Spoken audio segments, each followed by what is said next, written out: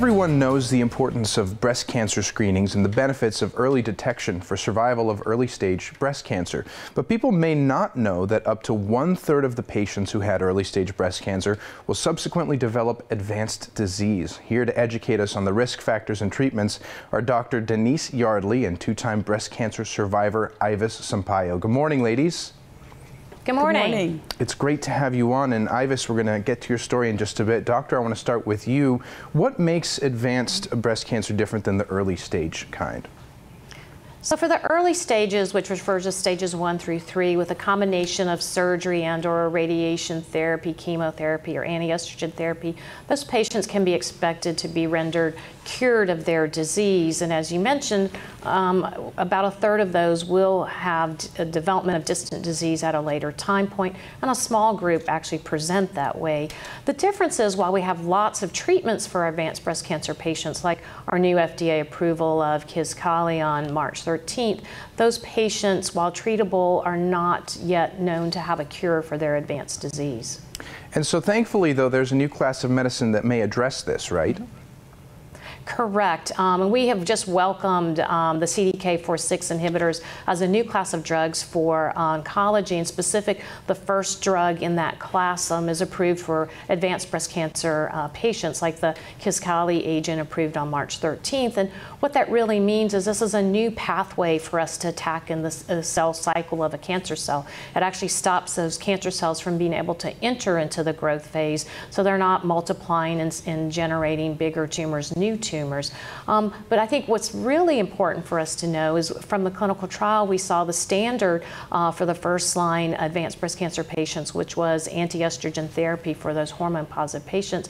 They had a control of their disease on an average about a year, and with the addition of the CDK4/6 inhibitor Kisqali to their anti-estrogen therapy, they saw on average now 2 years before their tumor might begin to develop some growth. And so for patients, this is not a chemotherapy. It's actually a pill that they can take in the convenience of their home with their anti-estrogen therapy and expect an improved quality of life, a durable benefit on their disease, controlling it on an average of 2 years, and then even seeing that translate into improved survival for these patients. Well, it's always great to see development in cancer research, and this is excellent news for people suffering with the disease. And Ivis, I would just want to tell you congratulations for being a two-time survivor of breast cancer.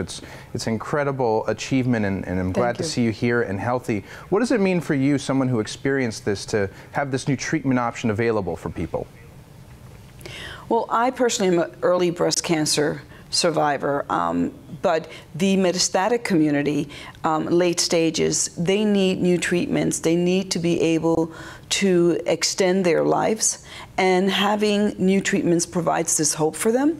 As the doctor mentioned, the idea that instead of 1 year survival before they need to go on to another medication or treatment, they now have the opportunity of possibly having 2 years. That's really important. The metastatic community do not consider themselves survivors. Some of them call themselves thrivers. But most importantly, they're feeling isolated in many cases, misunderstood, and afraid. They want to participate, they want their lives, they want to attend the graduations, the birthdays, the weddings, and having new treatments provides this hope that they can. Certainly, and Ivis, you know, it's a group effort. Everyone needs to get involved and help with this research. How important is it that advanced breast cancer patients and survivors participate in trials and whatnot to advance the research? It's extremely important. It's only through these clinical trials that we can find these forms of treatment and hopefully advance the treatments and the science so that women living with metastatic disease can live longer, more productive lives, can have less stress in their life, knowing that they are battling a disease that's devastating, but also knowing that down the line there may be more research that can help extend their life. Very good news. And guys, I want to thank you so much for joining us today, Dr. Yardley and Ivis, for bringing awareness to this very important topic. And I want to thank you again for joining us. Thank you. Of course. Now stay right where you are. We'll be right back.